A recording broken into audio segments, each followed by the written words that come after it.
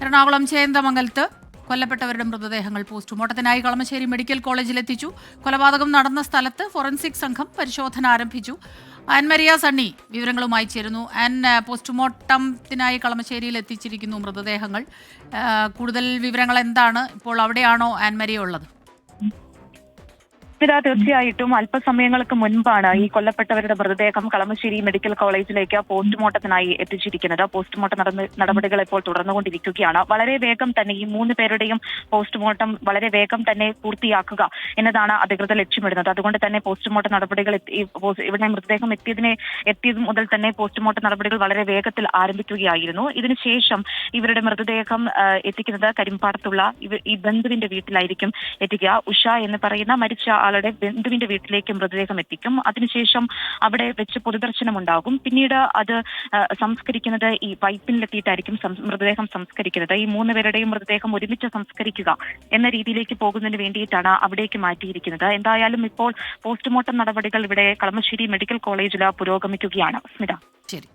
ഒരു കുടുംബത്തിലെ മുഴുവൻ പേരെയുമാണ് പ്രതി ആക്രമിച്ചത്. 4 പേരുള്ള കുടുംബത്തിൽ 3 പേർ മരിച്ചു. ഒരാൾ, മകളുടെ ഭർത്താവ്, ഇപ്പോൾ ഗുരുതരമായി പരിക്കേറ്റ് ചികിത്സയിലാണ്. അതീവ ഗുരുതരാവസ്ഥയിലാണ്. മരിച്ച 3 പേരുടെ മൃതദേഹം പോസ്റ്റ്മോർട്ടത്തിനായി കളമശ്ശേരി മെഡിക്കൽ കോളേജിലേക്ക് കൊണ്ടുവന്നിരിക്കുന്നു. ആൻമരിയ വിവരങ്ങളുമായി ചേരുകയായിരുന്നു. ഇതിനുശേഷം പോസ്റ്റ്മോർട്ടത്തിന് ശേഷം പറവൂർ കരിമ്പാടത്തുള്ള ബന്ധുവിൻ്റെ വീട്ടിലാകും മൃതദേഹം എത്തിക്കുക.